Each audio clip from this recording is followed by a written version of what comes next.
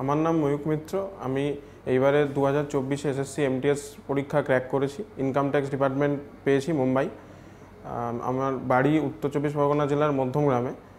আমি 2023 সালে graduation pass করেছি আশুতোষ কলেজ থেকে, এবং তারপরে সিদ্ধান্ত নিয়েছি রাইসে ভর্তি হওয়ার। তার আগেও নিজে পড়াশুনো চালিয়েছিলাম, কিন্তু রাইসে ভর্তি হওয়ার পর 1 বছরের মধ্যেই একটা পরীক্ষা ক্র্যাক করতে পেরেছি, এবং আগামী দিনে আরও পরীক্ষা ক্র্যাক করারও আশা রাখি, আরও বেটার এক্সাম ক্র্যাক করার আশা রাখি। এই 1 বছরের মধ্যে ফল পাওয়ার জন্য পুরোপুরি রাইসের সাহায্য অনস্বীকার্য। তাদের টিচাররা তাদের স্টাডি ম্যাটেরিয়াল, নিয়মিত ক্লাস সপ্তাহে 2 দিন করে যেভাবে হয়ে এসছে, সেটা মন দিয়ে করাতে এই ফল পেয়েছি। রাইসের শিয়ালদা ব্রাঞ্চ আপনি কেন বেছে নিলেন?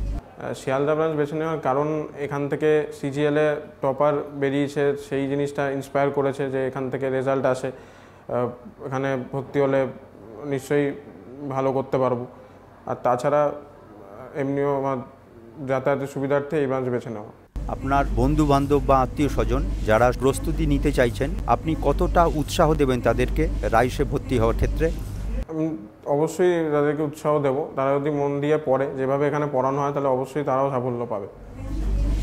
রাইসের টিচার বলুন বা লাইব্রেরি, স্টাডি ম্যাটেরিয়াল আপনাকে কতটা সাহায্য করেছে? খুবই সাহায্য করেছে। মানে একটা কনসিস্টেন্সি মেনটেন করার ব্যাপার থাকে, তো সমস্ত ম্যাটেরিয়াল, সমস্ত পরীক্ষা, লাইব্রেরিতে বই তোলা, তো সব কিছুর জন্য পড়ার মধ্যে সবসময় থাকা গেছে, বিশেষ করে এক্সাম দেওয়া, যেটা সবথেকে জরুরি। রাইসে ভর্তি হওয়ার জন্য আপনাকে কে ইন্সপিরেশন দিয়েছে? ইন্সপিরেশন রাইসে ভর্তি হওয়ার হচ্ছে আমার বাবা, কারণ তিনি তারও সেমই স্টোরি, যে রাইসেই ভর্তি, উনি সেন্ট্রাল গভর্নমেন্ট জব ক্র্যাক করেন, এবং এই মুহূর্তে ইনকাম ট্যাক্স অফিসার আমাদের আয়কর ভবনে স্প্ল্যানেটে। তো উনি এইভাবেই সাফল্যটা পেয়েছিলেন। তো আমারও যখন ন্যাক এই দিকেই ছিল যে একটা সেন্ট্রাল গভর্নমেন্ট জব বাঁধাবো, তো সেই হিসাবে। আপনার বাবা রাইসের স্টুডেন্ট? রাইসের স্টুডেন্ট। আপনার বাবা রাইসের স্টুডেন্ট, কত সালে স্টুডেন্ট ছিলেন বা কত সালে এক্সাম ক্র্যাক করেছেন বলতে পারবেন? আমার বাবা 1993-93 দিকে হবে ভর্তি হয়েছিলেন বা পড়তেন হয়তো, কারণ উনি ওই 95-96 দিকেই চাকরি পান, তাই শুনেছি। এবং তখন তো আর সিজিএল ছিল না, এখন সিজিএল যে পরীক্ষাটা হয়, সেই সেম টাইপের পরীক্ষাই তখন যেটা ছিল সেটাই করেছিলেন।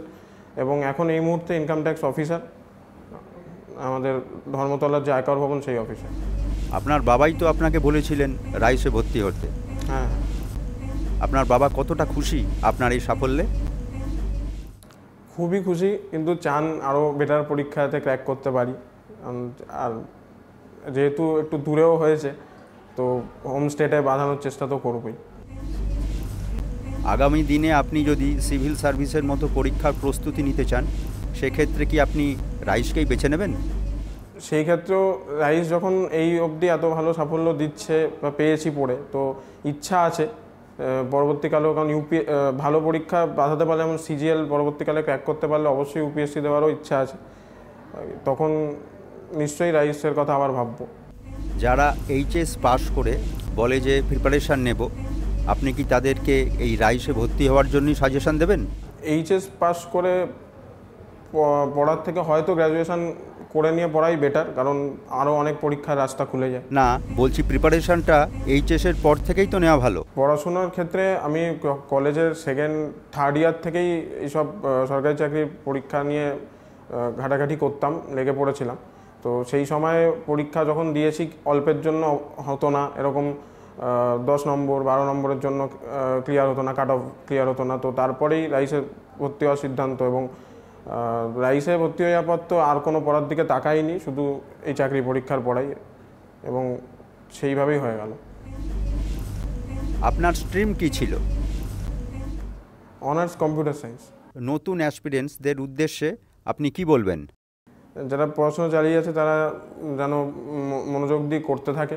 অবশ্যই পড়াশোনার মধ্যে এনজয়মেন্টও দরকার, মানে সেটা তো স্বাভাবিক, কিন্তু পড়াশোনাটা যেন হাল না ছাড়ে, মানে কনসিস্টেন্সি বজায় রাখলে সাফল্য আসবেই।